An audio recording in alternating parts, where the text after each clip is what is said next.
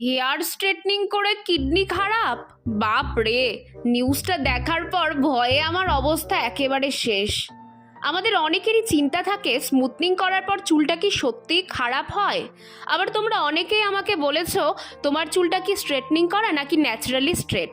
হ্যাঁ, 2 বছর আগে আমি আমার চুলটাকে স্ট্রেট করেছি একটু পাকামো মেরেই।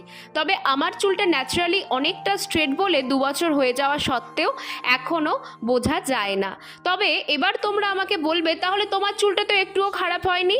ভাই, রিল আর রিয়াল লাইফ পুরোপুরি আলাদা।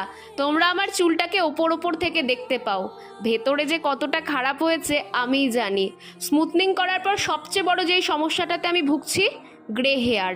এই 23 বছর বয়সে কত গ্রে হেয়ার চলে এসেছে।